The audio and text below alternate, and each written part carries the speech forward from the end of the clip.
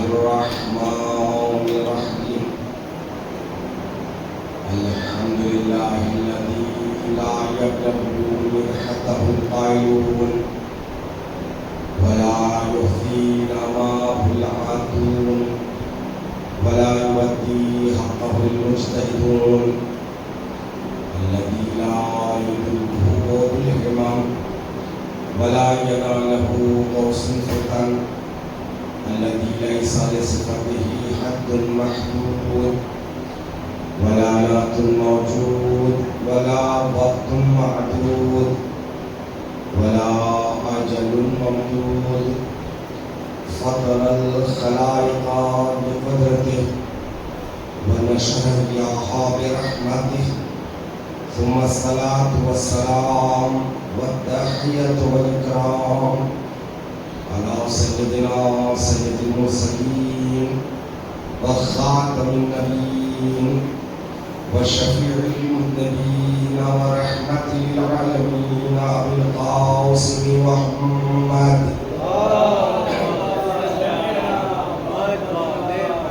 وآله التجديد الطاهرين المعصومين المظلومين المنتخبين الصابرين الشاكرين ولعنة الله على أعدائهم وغاصب حقوقهم ومنكر فضائلهم ومناقبهم وعظمتهم وولايتهم أجمعين من يوم عداوتهم إلى يوم الدين. أما بعد فقد قال الله تعالى وتبارك في كتابه الكريم وهو أصدق القائلين قوله الحق. بسم الله الرحمن الرحيم. لقد كان لكم في رسول الله أسوة حسنة لمن كان يرجو الله واليوم الآخر وذكر الله كثيرا. صدق الله العلي العظيم. سبھی لوگ پڑھیں.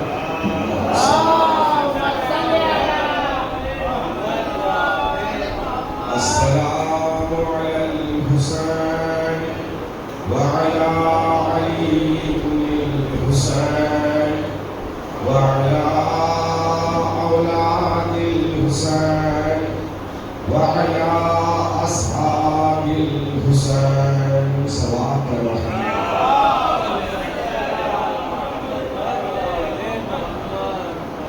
حضرات اکرام قدر، اللہ کی دو عالم اپنی کتاب حکیم قرآن مجید میں یہ اعلان کر رہا ہے لقد کان لکم فی رسول اللہ اسوۃ حسنہ. تمہارے لیے اللہ کی ذات میں ایک ایسے شخصیت اور وہ صفات ہے جو تم مسلمانوں کے لیے قابل تأسی ہے. اسوہ تأسی سے ہے. اسوہ اس کردار کو کہتے ہیں جو دوسرے کے لیے قابل تأسی قابل اطاعت ہو. یہ وہ سورہ ہے، یہ وہ آیت ہے جو جنگ احزاب کے وقت نازل ہوا. یقیناً مسلمانوں کے لیے آئیڈیل کریکٹر کوئی ہے تو وہ رسول کی ذات ہے. اس پر کسی کو اختلاف نہیں ہے. رسول کی ذات قابل تأسی اور اسی کا سلسلہ ہے کربلا. کیونکہ امام حسین نے فرمایا میں کوئی اور چیز کسی نئے مذہب یا نئی بات بتانے کے لیے نہیں آیا. انما خرجت لطلب الاسلام فی امت جدی، میں اپنے نانا کی امت میں اصلاح کے لیے آیا،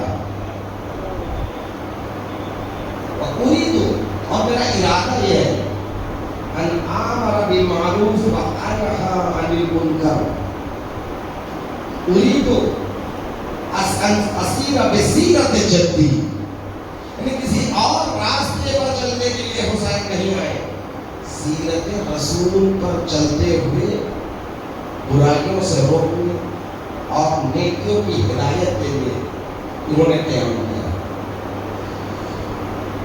جو کیریکٹر ہمارے لیے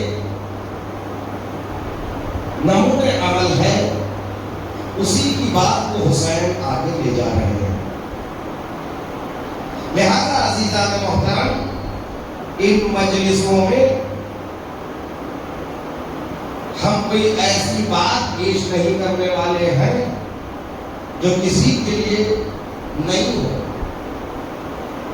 بلکہ مجالس آزاد جن میں ہر مسلمان کو شرکت کرنا چاہیے، کیونکہ مجالس آزاد ایک مجلس حسین مکمل گلدستہ اسلام ہے۔ اس مفتی کو کیا ہو گیا جو مجلس میں شرکت کو بدعت سمجھتا ہے، جبکہ اسے پتا ہونا چاہیے اس مجلس میں قرآن بھی ہے، تفسیر قرآن بھی ہے، تاریخ بھی ہے، انبیاء کی تاریخیں یہاں بیان ہوتی ہے، اولیاء کی تاریخیں یہاں بیان ہوتی ہے۔ عزیزان محترم، مجلس میں آپ آتے ہیں تو کئی مرتبہ قرآن مکمل کرتے ہیں، کیوں؟ اس لیے کہ حدیث معصوم ہے، اور رسول اسلام نے فرمایا تم اس وقت تک نہ سونا جب تک ایک قرآن کی تلاوت مکمل نہ کر لے۔ ایک قرآن کی تلاوت کیسے مکمل ہوتی ہے؟ رسول اسلام نے سوال پر بتایا، جو بھی انسان سونے سے پہلے 3 مرتبہ سورہ توحید یعنی 3 مرتبہ قل هو اللہ احد کی تلاوت کرتا ہے، گویا وہ ایسا ہے جیسے اس نے ایک قرآن کو مکمل کر لیا۔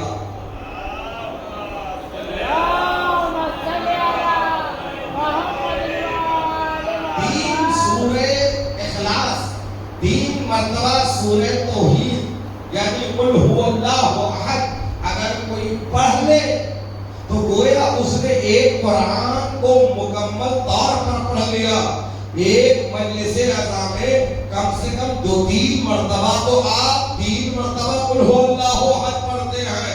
مجلس میں آنے والوں، تم یہاں پر ذکر اہل بیت ہی نہیں بلکہ 3 مرتبہ قرآن مکمل پڑھتے ہیں۔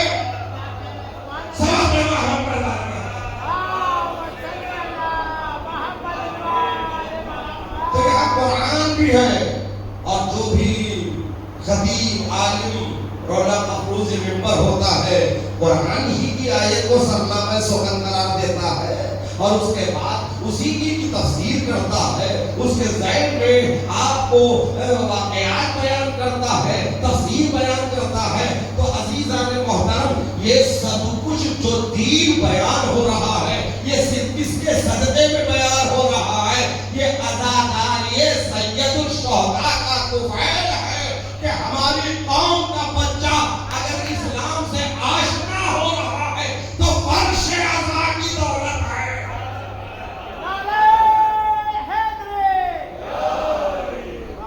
کس کے پاس اتنا وقت ہے کہ مدرسہ جائے؟ کس کے پاس اتنا وقت ہے کہ کوئی کسی عالم کے پاس بیٹھ کر کچھ حاصل کر سکے؟ جو کچھ ہمارے قوم کے پاس ہے وہ مجلس حسین کا صدقہ ہے۔ اسی لیے تو امام خمینی رحمت اللہ علیہ فرماتے تھے، ما حجتانی از محرم و صفر از، ہمارے پاس جو کچھ سرمایہ ہے، ہماری قوم کے پاس جو کچھ سرمایہ ہے وہ محرم و صفر کی بنیاد پر ہے۔ اور فرمایا محرم و صفر نہ نگہداری، قسم خدا کی محرم و صفر کی عظمت کو بچائے رکھنا۔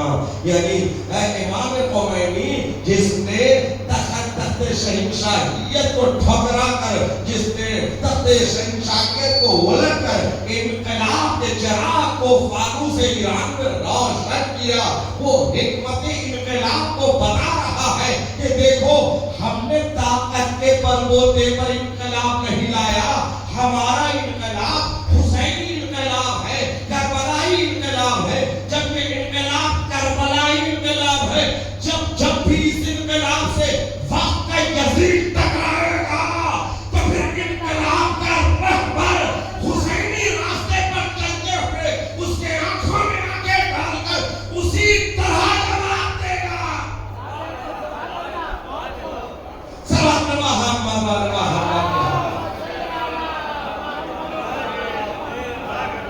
لہذا عزیزان محترم اس بادشاہ کی عظمت کو جانو۔ کل میں نے عرض کیا تھا کہ صرف یہ رونے کی جگہ نہیں ہے، رو حسین پر مگر معرفت کے ساتھ۔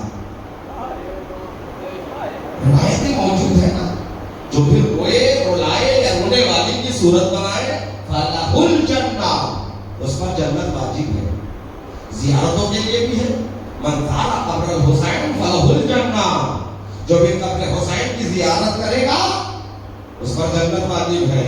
پروردگار ہم سب کو بار بار زیارت مقامات مقدسہ سے مشرف فرمائے، لیکن یاد رکھیں زیارت معرفت کے ساتھ۔ کیوں؟ اس لیے کہ حدیث موجود ہے عارفاً بحقہ، معرفت حسین کے ساتھ رونا بھی ہے، معرفت حسین کے ساتھ زیارت بھی ہے۔ معرفت کے بغیر نہ رونا کام آ سکتا ہے نہ زیارت، البتہ اس کے آثار اس کی زندگی میں ضرور دکھائی دیں گے۔ اگر بغیر معرفت کے بھی کسی نے آنسو بہا لیے تو پروردگار اس کی جزا اسے اس دنیا میں ضرور دے گا۔ معرفت کے بغیر اگر کوئی زیارت کر لے تو اس کی جزا اسے دنیا میں ضرور مل جائے گی، لیکن حق زیارت اور حق گریہ معرفت کے ساتھ ہو۔ پھر معرفت کیا ہے؟ معرفت یہ کہ جس پر آنسو بہا رہے ہو اور جس کی زیارت کے لیے جا رہے ہو اس کی منزلت کو جانو، اس کے رتبے کو جانو، اس کے مقام بلندی کو جانو کہ پروردگار عالم نے اس شخصیت کو کون سی منزلت عطا کی ہے، کون سا مرتبہ عطا کیا ہے۔ وہ امامت کے منزل پر فائز ہے۔ اللہ نے اس شخصیت کو ہمارے لیے امام قرار دیا۔ امام کیا ہوتا ہے؟ مفترض الطاعہ، اس کی اطاعت ہم سب پر واجب ہے۔ وہ اگر کہہ دے رک جاؤ تو رک جانا ہے، وہ اگر کہے بیٹھ جاؤ تو بیٹھ جانا ہے، وہ اگر کہہ دے بستر کے اٹھ کر اور یہ قیام کرو تو قیام کرنا ہے، اگر وہ کہہ دے اپنے ہاتھوں سے اپنے سر کو گرم کر دے تو کر دینا ہے۔ تو عزیزان محترم، اس معرفت کے ساتھ کوئی حسین کی زیارت کرے، اس معرفت کے ساتھ کوئی حسین کی مصیبت پر گریہ کرے، فَلَهُ الْجَنَّةُ، اس پر جنت واجب ہے۔ سلام کل کی گفتگو سے میری آج کی گفتگو کو متصل کرتے ہوئے ایک دو جملے امام کی حدیث ہے، سنیے عزیزان محترم، آپ اساتذہ ہیں، کل کی گفتگو یاد ہے نا کہ ہمیں جو نعمت اللہ کی طرف سے ملی ہے ہمیں اس نعمت کی معرفت نہیں ہے، کتنی بڑی عظیم نعمت ہے یہ عزاداری۔ ہمیں چن لیا ہے پروردگار عالم نے، جو آپ کے آنکھوں میں معرفت حسین کے ساتھ جو آنسو آتے ہیں ان آنسوؤں کی قیمت جانو، معرفت حاصل کرو۔ امام فرماتے ہیں لو انا قطرة من دموعه، اگر عزادار کے آنکھوں میں سے اشکوں میں سے ایک قطرہ اشک سقطت علی جہنم لأطفأت حرہا. معصوم کی حدیث ہے. معصوم فرماتے ہیں اگر ایک عزادار کے آنکھوں سے ایک اشک قطرہ حسین کی غربت اور حسین کی مصیبت پر جو نکل آئے، اگر وہ جہنم کی آگ پر گر جائے تو آتش جہنم خاموش ہو جائے. عزیزان محترم، میرے استاد فرماتے ہیں، کامل الزیارات کی روایت ہے، میرے استاد فرماتے ہیں کامل الزیارات میں سید الشہداء پر عزاداری یا ابا عبداللہ کی زیارت کی جو فضیلت بیان کی ہے وہ میں گھبراتا ہوں عام دنوں میں عام جگہوں پر پڑھنے سے، اس لیے کہ نہ پڑھتے ہوئے مجھے بات سمجھ آتی ہے. جب خود نہیں سمجھ سکتا تو میں کیسے دوسروں کو سمجھا سکتا. ہاں، میں نے ایسے حدیثوں کو جمع کر رکھا، جب میں قافلے کے ساتھ کربلا جاتا ہوں تو اس مقام پر سمجھانے کی کوشش کرتا ہوں. اس مقام کی عظمت اور برکت کی وجہ سے میں خود بھی سمجھتا ہوں اور جنہیں سمجھاتا ہوں وہ بھی سمجھتے ہیں. حدیثیں ایسی ہے، آپ اور ہم محبت حسین میں اعتراض نہ کریں، لیکن غیرت تو اعتراض کر سکتا ہے نا. یہ کیسے ممکن ہے؟ آنسو کا ایک قطرہ، اشک عزا کا ایک قطرہ اگر جہنم کی آگ پر پڑ جائے لأطفأت حرہا، آگ سرد پڑ جا سکتی ہے، آگ خاموش ہو جاتی ہے. اتنی طاقت ہے اشک عزا میں. ایک شخص اس کی سمجھ میں یہ حدیث نہیں آئی، وہ گیا آیت اللہ علامہ محمد حسین طباطبائی کے پاس. کل میں نے عرض کیا کہ محمد حسین طباطبائی کون سی شخصیت تھی، در اہل بیت سے ان کی وابستگی کیسی تھی. المیزان انہوں نے قرآن کی تفسیر کی ہے اور عصر حاضر کی سب سے بہترین تفسیر ہے المیزان. سنیے، درمیان میں جوانوں کے لیے بھی یہ باتیں بیان کرتا ہوں تاکہ ان کے محفوظات میں یہ باتیں محفوظ رہ جائے. عصر حاضر کا نابغہ ہے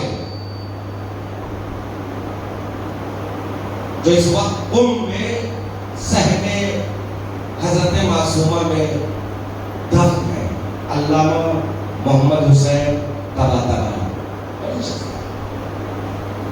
علامہ محمد حسین طباطبائی کے پاس ایک شخص جاتا ہے، کہتا ہے آپ مفسر قرآن ہیں،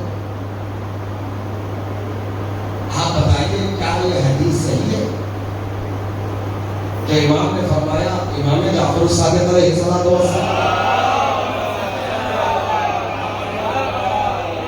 ایک قطرہ اشک عزا کا اگر السلام علیکم محمد والے محمد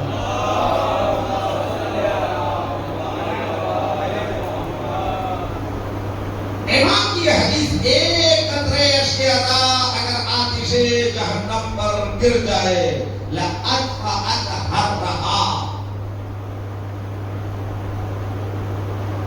آتش خاموش ہے. ممکن ہے؟ علامہ طباطبائی نے اسے دیکھا اور کہا شک پیدا ہو، آقا کیسے ممکن؟ ہم نے سنا ہے آتش جہنم کی آگ کیسے ہو سکتی ہے؟ ایک قطرہ. دیکھیے، مفسر قرآن ہے تو جواب بھی قرآن سے دے گا. تو فوراً اسے نے کہا سورہ فیل نہیں پڑھے ہو؟ جب ہاتھیوں کے لشکر کو ابابیل جیسے چھوٹے چھوٹے پرندے اور ان پرندوں کے چوٹ میں چوچ میں چھوٹی چھوٹی کنکریوں سے پروردگار عالم ہاتھیوں کا لشکر تباہ کر سکتا ہے، تو کیا ایک اشک عزا آتش جہنم کو خاموش نہیں کر سکتا؟ محمد والا پروردگار عالم نے قرآن میں مثالیں قائم کی تاکہ رہتی دنیا تک آپ ان چیزوں کو سمجھ سکے. عزاداری کیا ہے, عظمت سید الشہداء کیا ہے, یہ سمجھ سکے. اسی لیے آنسو بہاؤ معرفت کے ساتھ. اگر کوئی آنسو بہانے کا سبب بنتا ہے, چاہے وہ نوحہ خوانی کے ذریعے, مرثیہ خوانی کے ذریعے یا خطابت کے ذریعے, تو اس کے لیے امام فرماتے ہیں انت مادی ہونا. دابل خزائی سے امام رضا علیہ السلام ارشاد فرماتے ہیں ارث الحسین ما دمت حیا. تم حسین کا مرثیہ پڑھو. یہ مرثیہ سے مراد صرف وہ مسدس کی شکل میں نہیں, رسائی ادب ہے. حسین کے مسائل بیان کرو. ما دمت حیا, کب تک؟ جب تک تمہاری سانسیں چلتی رہے, جب تک تم زندہ. آگے فرماتے ہیں انت مادی ہونا, تم ہمارے مداح ہو. یہ ایک عام سا جملہ لگ رہا ہے نا. امام رضا علیہ السلام دعوت کو کہہ رہے ہیں تم ہمارے مداح ہو. یہ عام جملہ نہیں, بڑا قیمتی جملہ ہے. ہمارے اور آپ کے نظر میں مداح ہونا اور ہے, امام کی نظروں میں مداح ہونا اور ہے. بالکل اسی طرح ہر مدح کرنے والا مداح نہیں ہو سکتا, ہر نماز پڑھنے والا نمازی نہیں ہو سکتا. کیوں؟ اس لیے کہ جب ابو ثمامہ سعداوی ظہر عاشور امام حسین سے قریب آ کے فرماتے ہیں آقا یہ اول وقت ظہر ہے, تو آنے والا عشق نماز میں تھوڑا پہلے آ گیا.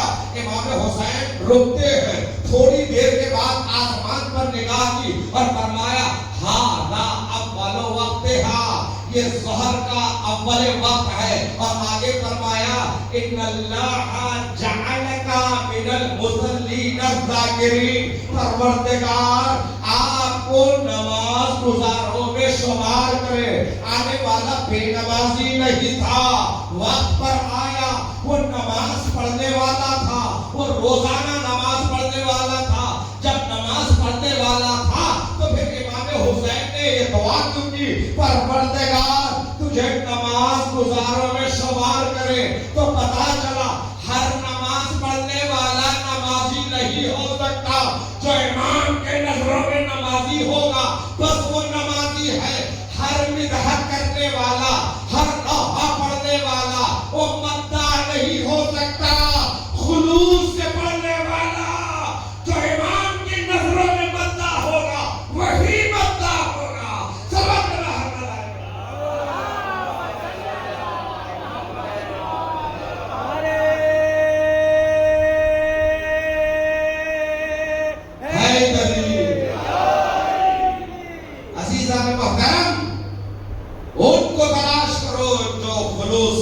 کرتے ہیں, ان کو سنو جو خلوص سے سناتے ہیں.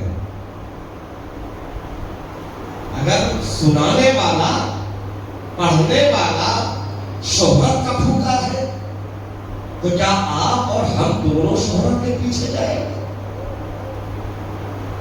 اب ان کی آواز اچھی ہے, آواز اگر اچھی ہے خلوص کے ساتھ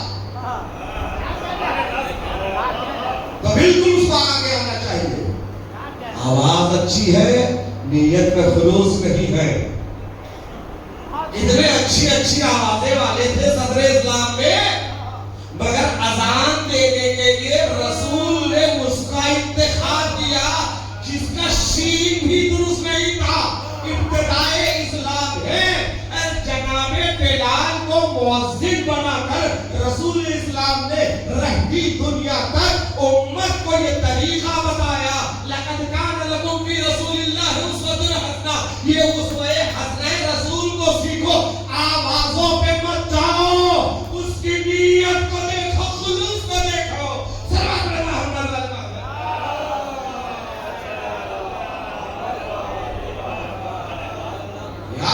कितनों हजारों के पीछे पड़ रहे हैं। तो फ्लाइट में बैठ कर भी तरह तरह के दस्तरखान सजाकर आपको फोटो खिंचवा कर बता रहे, देखो मैं इकोनॉमिक क्लास में नहीं, बिजनेस क्लास में जा रहा हूँ। और तरीका एयरपोर्ट से उतरने का क्या है, वो क्या है, और कहाँ कहाँ नजर आते हैं। ये लोग समीरा में करबला हो सकते, ये लोग क्या समीरा में करबला हो सकते? फरहंग करबला, सहाफत करबला को ये लोग आम करेंगे? अंतमादी होना, काबले खजाई को इमाम फरमाए तुम हमारे मद्दार हो। एक और जुमला कहा वह अंता नासिरोना, अल्लाह अकबर, बहुत बड़ा जुमला है। और तशरीफ फरमा है, जज़ारत कर रहा हूं उनके सामने। इमाम फरमा रहे हैं काबले खजाई को हुसैन के मर्सिया पढ़ने पर अंता नासिरोना, ना कहते हैं मैं नहीं हम यानी हम अहले बैत के तुम नुसरत करने वाले हो। सोचो, बहुत बड़ा जुमला है। इमाम की नुसरत और हम, कैसे मुमकिन है? वो भी 4 लफ्ज आपने बैठकर पढ़ लिया, मिंबर पर आकर आधे घंटे की तकरीर मैंने कर ली, तो जुमले मसाइल थे, आपके आंखों में आंसू आ गए। क्या मैं नासिर इमाम हुसैन बन गया? नुसरत कहते किसे? सोचा जाता हो, किसी को किसी चीज की जरूरत हो, उस जरूरत को आप पूरा कर दे, ये नुसरत है। हुसैन जिसको जिस्मानियत के साथ आज हमारे दरमियान बसाहिर नहीं है, फिर ये नुसरत कैसी? अंता मादी होना वो नासिर होना। तवज्जो चाहता हूं मेरे नज़ीरों, देखिए कुछ चीजें, कुछ सिफात अगर अहले बैत जैसी शख्सियात से मंसूब हो जाए तो उनका तर्जुमा आम तरीके से न करना। लफ्ज़ एक है मगर तर्जुमा शख्सियत के लिहाज से होगा। मिसाल देकर बात को वाज़ेह कर दूं, मैं जब कह रहा हूं कि आप मोमिन हैं, मौलाना मोमिन है, ये बुजुर्गान मोमिन है, मोमिन के माने क्या है? मोमिन ईमान लाने वाला, मोमिन यानी ईमान लाने वाला। जब आप शब-ए कद्र में दुआए जो शब-ए कबीर पढ़ते हैं तो अस्माए इलाहिया की तिलावत करते हैं, तो उन अस्मा में से एक इस्म है अल-मोमिनो।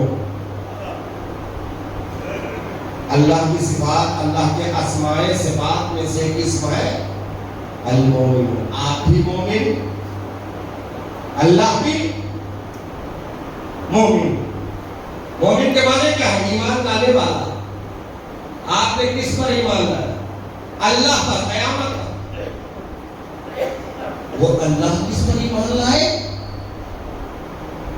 लफ्ज़ एक है ना, मोमिन आप भी है, मोमिन वो भी है, लेकिन तर्जुमे के लिहाज से, मफ़हूम के लिहाज से अलग है।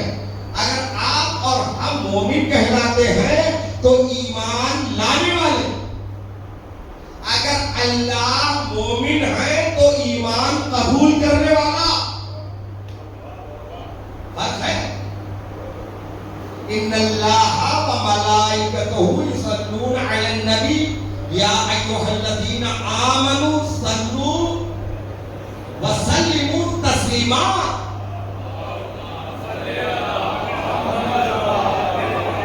अल्लाह मलाइका, अल्लाह पर, अल्लाह और मलाइका नबी पर सलावत भेजते हैं।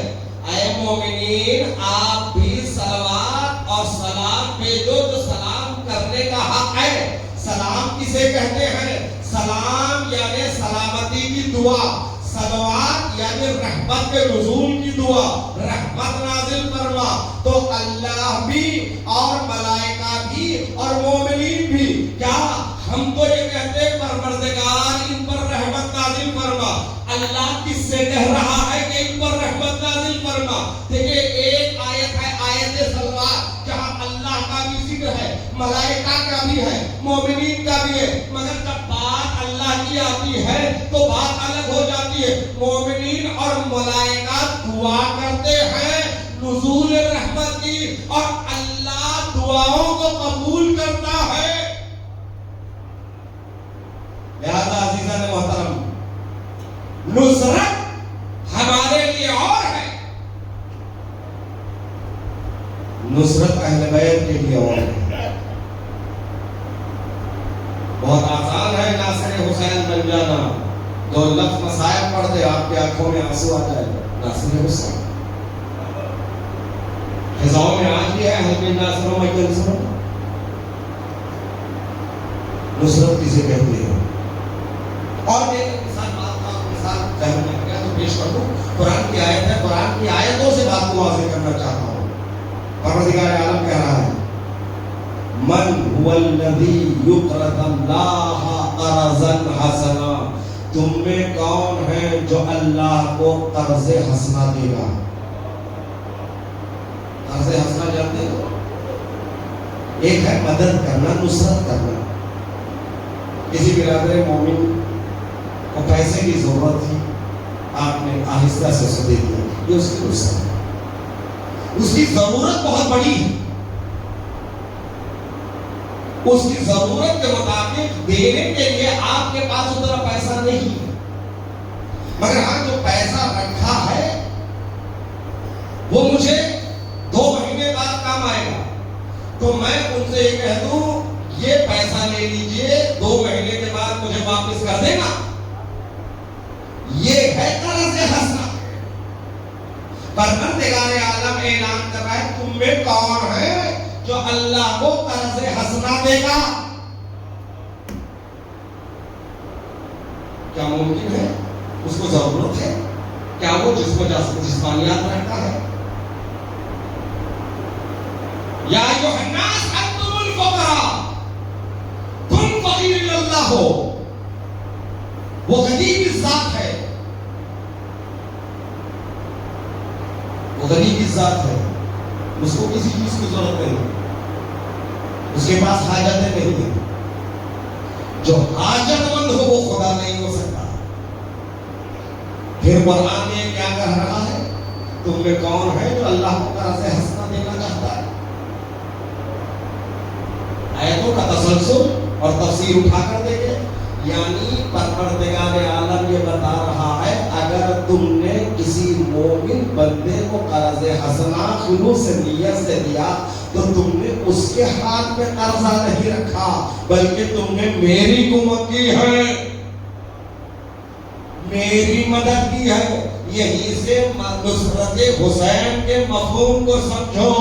نصرت حسین کا مفہوم یہ نہیں ہے کہ آپ حسین کے لیے غذا فراہم کر رہے ہیں، آپ حسین کے لیے کوئی انتظام کر رہے ہیں۔ حسین اس کے محتاج نہیں ہے، نہ ہماری مجلسوں کے محتاج ہے، نہ ہمارے تبرک کے محتاج ہے، ہم حسین کے محتاج ہیں، اس لیے کہ حسین امام ہے، اور امام کی تعریف یہی ہے وَهُوَ يُحْتَاجُ إِلَيْهِ النَّاسُ كُلُّهُمْ، امام وہ ہوتا ہے ساری کائنات اس کی محتاج ہوتی ہے، وہ کسی کا محتاج نہیں ہوتا ہے۔ تو پھر جو محتاج نہ ہو اس کی نصرت کیسی؟ تو گویا امام بتا رہے ہیں جس راستے پر میں چل رہا ہوں اس راستے پر تم پیچھے پیچھے آؤ گے، جس مقصد کو میں بچا کے گیا ہوں اس مقصد کو بچانے کی کوشش کرتے رہو گے، یہی ہماری نصرت ہے۔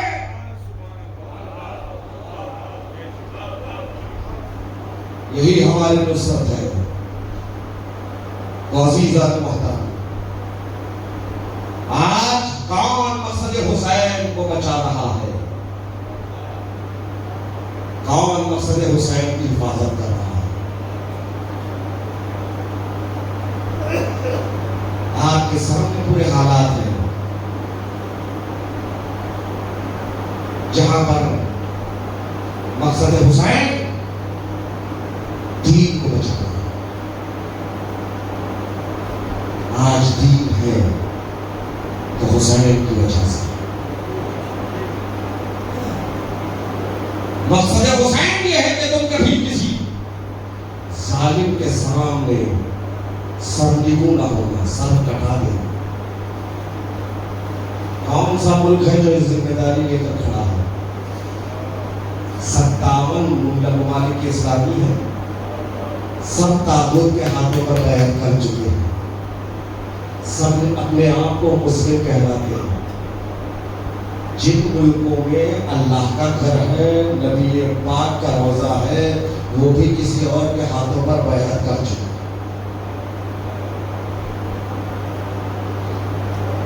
وہی سر اٹھا کر کھڑا ہے جو راہ حسین پر چل رہا ہے.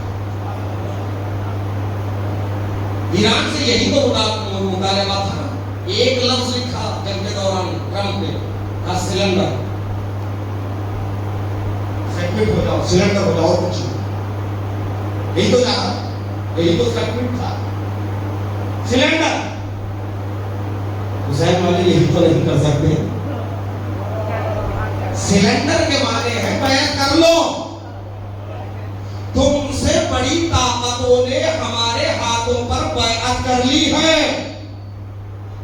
دیگر اسلامی مملکتوں کے سربراہوں نے ہم کو مان لیا ہے اپنا آقا. تم کیوں نہیں مانتے؟ رہبر معظم نے ایران سے ایک ہی جملہ کہا نا, سر کٹ تو سکتا ہے, سر جھک نہیں سکتا. یہ حوصلہ کہاں سے آیا؟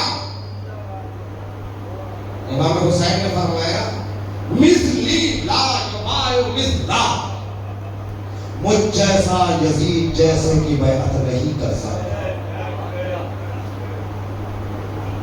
یہ حوصلہ وہاں سے آیا. حسین انکار بیعت یزید کر کے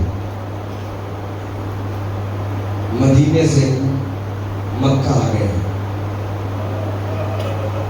4 یا 5 ماہ شعبان امام حسین والد مکہ ہوئے اور 8 ذی الحجہ تک مکے میں تھے. جوانوں, آپ کے لیے میں تاریخ کی کچھ گوشے پیش کر رہا ہوں, اس تاریخ کو محفوظ کروں. امام حسین علیہ السلام بھرے گھر کے ہمراہ جب مکے میں آئے 4 یا 5 ماہ شعبان, اور وہاں سے نکلے 8 ذی الحجہ. کل مدت قیام مکہ مکرمہ میں 4 مہینے 2-4 دن. یہ تو ہے نا. کیوں؟ جس وقت ولید نے امام حسین کو دربار میں طلب کیا, ایک طرح نہیں, اس وقت کی جو سیاسی شخصیتیں مدینے میں تھی ان کو بھی بلایا. اس لیے ایک بڑا سا مجمع ہے تو مین لوگوں کو اپنے ہاتھوں میں لے دو, تو باقی لوگ تو آ ہی جائیں گے. سیاسی اعتبار سے جو یزید کی نگاہ میں اثر انداز تھے وہ خلافہ کی اولادیں تھیں. آج بھی دیکھیے منسٹر کے زیادہ منسٹر کے بیٹوں کی چلتی ہے. تو خلیفہ اول کا بیٹا عبد الرحمن ابن ابی بکر, اس کے نام خط تھا. خلیفہ دوم کا بیٹا عبداللہ ابن عمر, اس کے نام بھی تھا.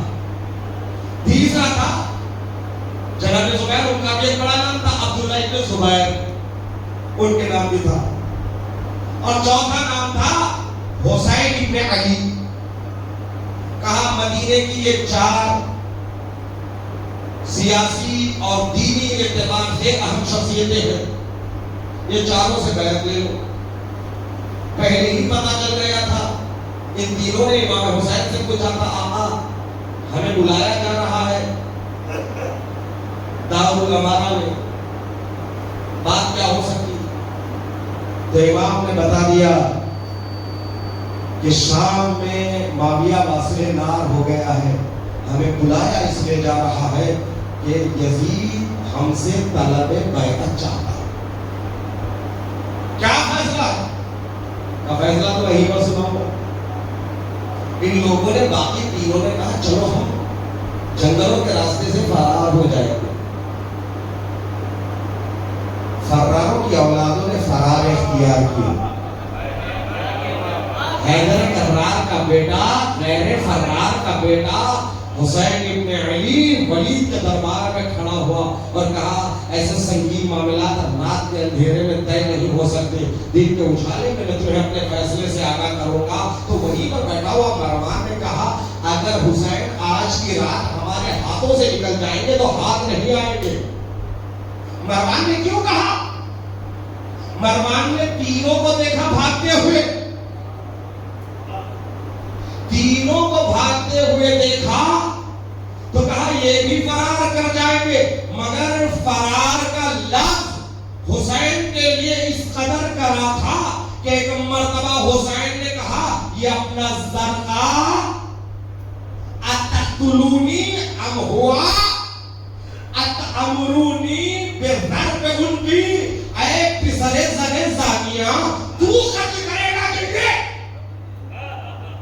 تو حکم دے رہا ہے ضرب انکی میرے گردن کے قتل کرنے کی آواز کا بلند ہونا تھا۔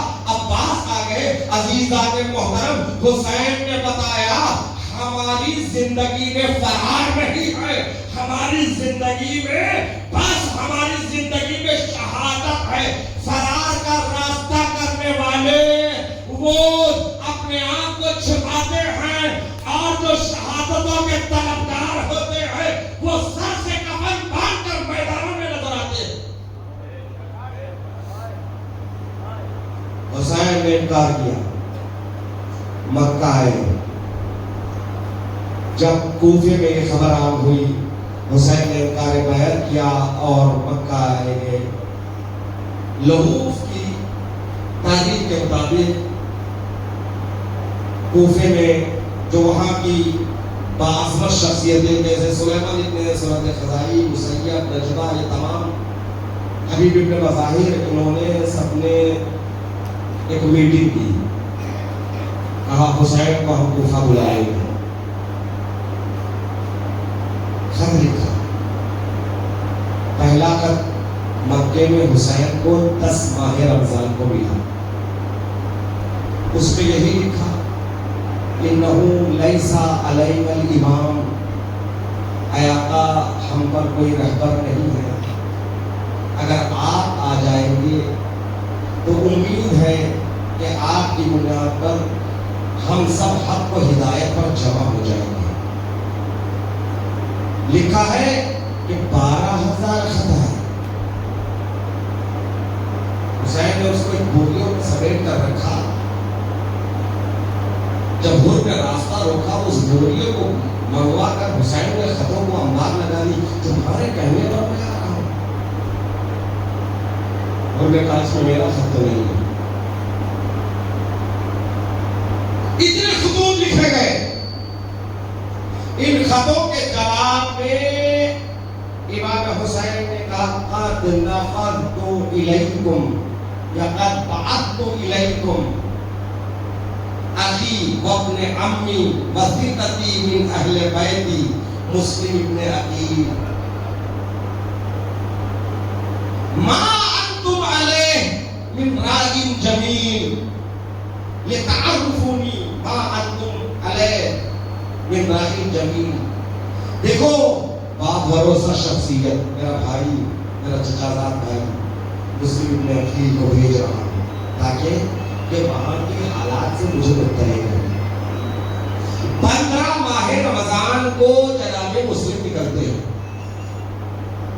کوفہ پہنچتے ہیں۔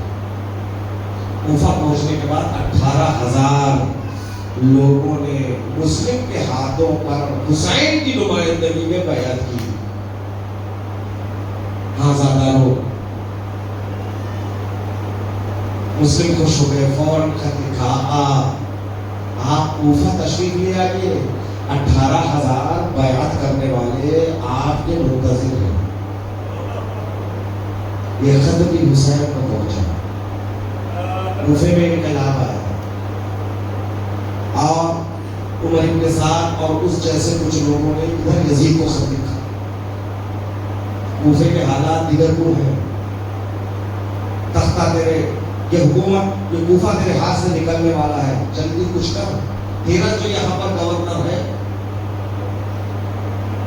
تیرا جو گورنر نعمان ابن بشیر، بشیر ابن نعمان، نعمان ابن بشیر، یہ بڑا سست ہے، یہ فیصلہ نہیں لے سکتا، کسی مضبوط حاکم کو، کسی مضبوط گورنر کو یہاں بھیج۔ یزید نے فوراً اس کو معزول کیا اور بصرہ کا گورنر تھا عبید اللہ ابن زیاد، عبید اللہ ابن زیاد سے کہا جلد سے جلد اپنی وہاں کی گورنری کسی کے سپرد کر اور تو آ جا۔ عبید اللہ ابن زیاد 50-60 کی فوج لے کر آیا، جب کوفہ کے دروازے پر پہنچا تو رات کے سناٹے پھیل رہے تھے، تو وہاں رک کر رات کے اندھیرے پڑھنے کا انتظار کیا۔ جیسے ہی رات کے اندھیرے پڑھے تو ایک مرتبہ عبید اللہ ابن زیاد نے حسین جیسا لباس پہنا، حسین جیسا امامہ سر پہ رکھا، تحت العنق، یعنی جو امامے سے جو الگ سے کپڑا جدا ہوتا ہے اس کے ذریعے سے اس طرح سے اپنے چہرے کو چھپایا۔ کوفے میں پہلے سے یہ شہرت تھی، یہ بات مشہور تھی کہ حسین آ رہے ہیں، اس لیے کہ مسلم ابن عقیل نے خط لکھا حسین آنے والے ہیں، اور اپنے ساتھ جو فوج تھی نا اس کو بھی کہا بنی ہاشم کا لباس پہن لینا۔ بنی ہاشم کا لباس پہن کر اور اس ہولیے میں عبید اللہ ابن زیاد جب رات کے اندھیروں میں جب پہنچا، کسی نے کہا حسین آ گئے، مجمع بڑھتا گیا، استقبال ہوتا رہا، ایک ایک کو عبید اللہ ابن زیاد دیکھتا رہا کون ہے جو مجھے حسین سمجھ کر استقبال کر رہا تھا۔ دارالمنارہ کے قریب پہنچا، اپنے چہرے سے نقاب کو ہٹایا اور اس کے بعد وہیں پر اس نے فیصلہ سنا، خبردار کوئی مسلم کو پناہ دے گا اس کا سر قلم کر دے گا۔ ڈرانے کے لیے اس نے ان تمام کو قتل کر دیا جنہوں نے مسلم کو پناہ دی۔ حانی ابن عروہ کا قتل ہو گیا اور نامور شیعوں کو زندانی کر دیا، مقید کر دیا۔ تو حسین کے سچے چاہنے والے یا باہر تھے یا قید خانے میں تھے یا وہ قتل کر دیے گئے۔ اب اوروں میں حکومت نہیں۔ جب مسلم آئے تھے تو جمعہ کی نماز پڑھائی تو مسجد کوفہ بھر گئی تھی، باہر تک مجمع تھا۔ اب حسین پر وہ، اب حسین کے مسافر، حسین کے سفیر پر وہ وقت آ گیا کہ یک و تنہا اب نماز پڑھانے کے لیے مسجد کوفہ میں آئے، صرف 10 آدمی۔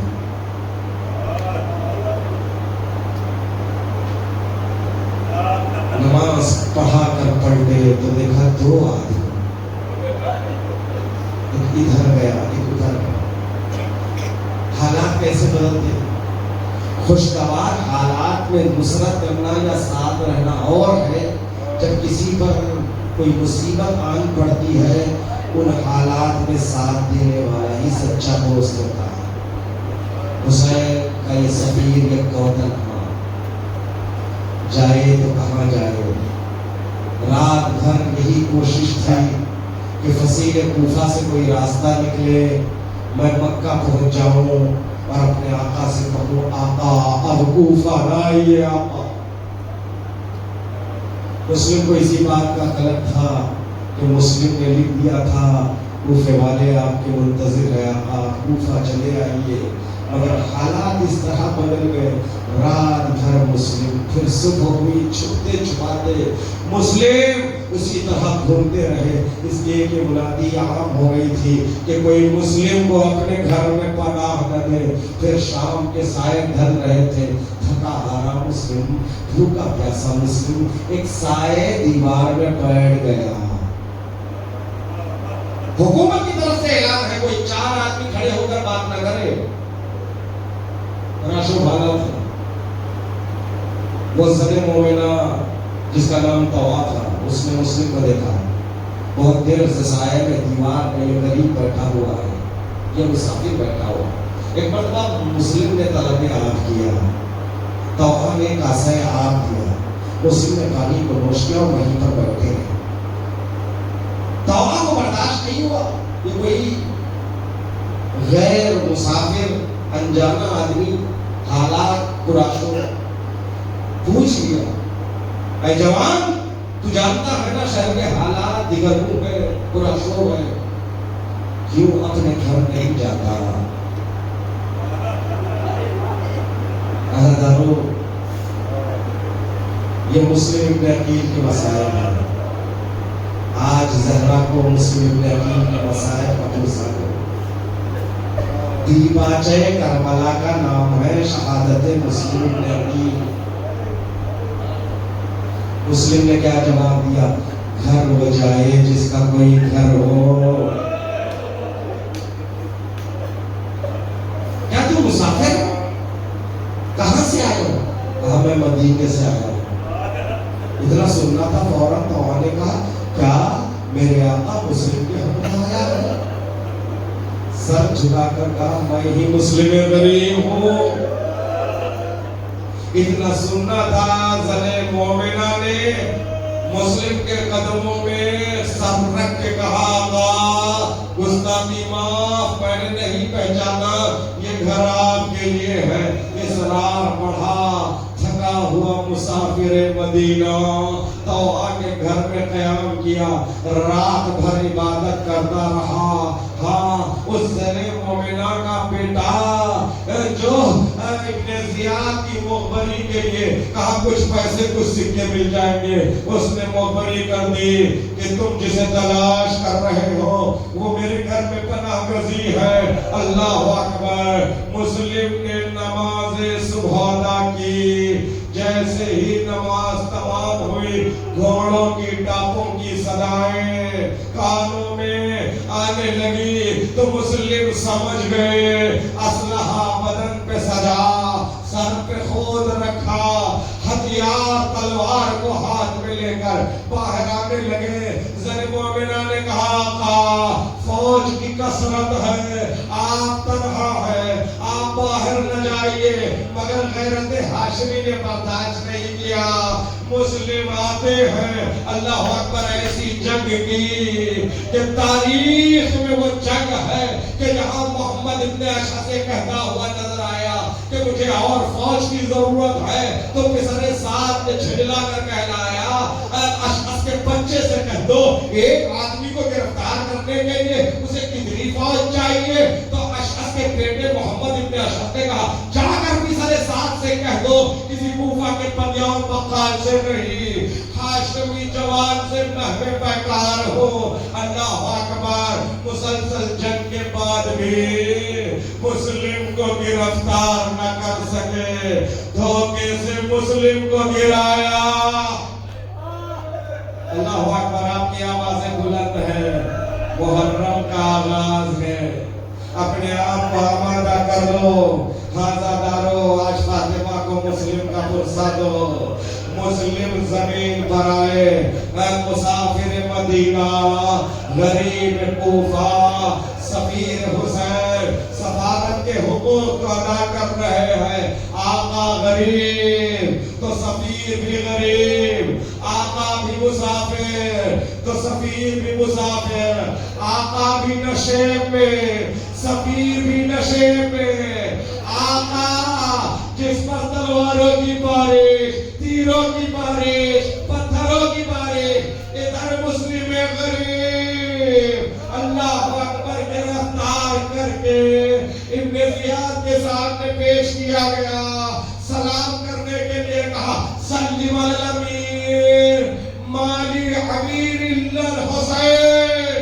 مسلم نے کہا میرا کوئی امیر نہیں سوائے حسین کے۔ اللہ اکبر۔ مختصر کر رہا ہوا زادارو، حسین کا یہاں سفیر حسین مسلم کا سر قلم کر دیا گیا۔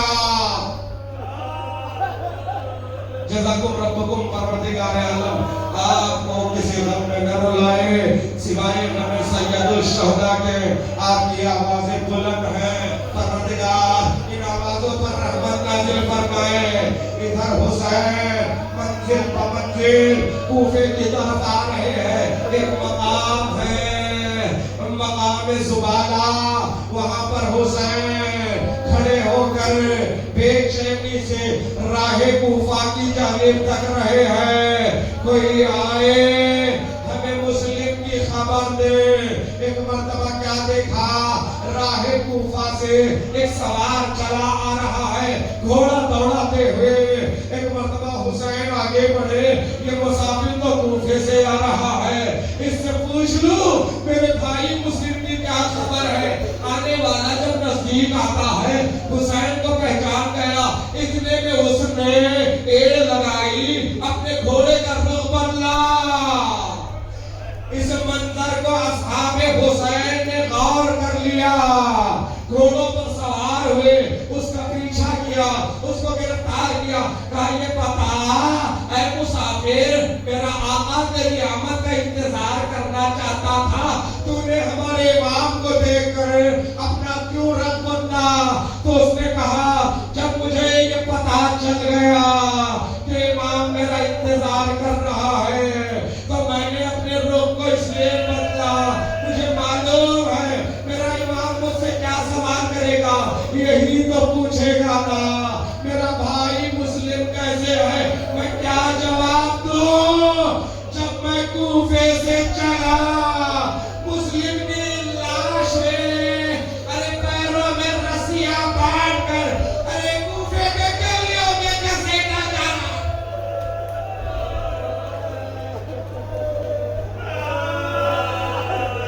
ہر سال میں وصایت پڑھتا ہوں، اب ہر سال اسی طرح گریا کرتے ہیں۔ اللہ اکبر، عزادارو پھر اس مسافر کو لے کر مولا کی خدمت میں آئے، کہا اِنَّا لِلَّهِ وَإِنَّا إِلَيْهِ رَاجِعُونَ۔ حسین نے امامہ اتارا، آنکھوں سے آنسو جاری ہو گئے، یتیم مسلم نے اس منظر کو دیکھ لیا۔ حسین نے قریب بلایا، زانوں پر بٹھایا، دست شفقت کو سر پہ پھیرا، میں کہوں گا آقا سکینہ دیکھ رہی ہے، جب کوئی یتیم ہوتی ہے تو اس کے سر پہ دست شفقت کو پھیرا جاتا ہے، اسی لیے تو عصر عاشور جب حسین آخری نفس لے کر جا رہے تھے تو سکینہ نے کہا بابا میرے سر پہ دست شفقت پھیرو، اب اس کے بعد کوئی نہیں ہوگا، کوئی تماچے مارے گا، کوئی گوشوارے چھینے گا۔ اللہ اکبر، اللہ دارو عجیب ذمہ داری عباس کو حسین نے دی۔ جانتے ہو عزادارو مسلم حسین کے بھائی بھی ہے، چچا زاد بھائی، اور مسلم کی زوجہ ام المنین کی بیٹی عباس کی بہن ہے۔ ایک مرتبہ جب خبر خیمے میں پہنچی، حسین نے کہا بھیا عباس بہن کو سمجھاؤ۔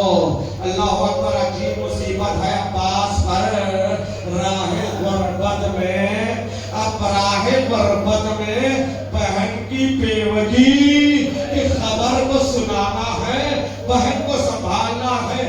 عباس کیا کہے، خیمے میں آئے، بس عزادارو آخری جملے ہیں، اردوزانو ہو کر بڑھ گئے، پچھاڑے کھا رہی تھی بیوہ مسلم، اتنا کہہ دیا بہنا صبر کرو، ہم کوفہ جا رہے ہیں، جب کوفہ پہنچیں گے مسلم کے قاتلوں سے بدلہ لیں گے۔ روتی ہوئی زوجہ مسلم ڈھارس بندی، میرا بھیا عباس زندہ ہے، جب کوفہ جائیں گے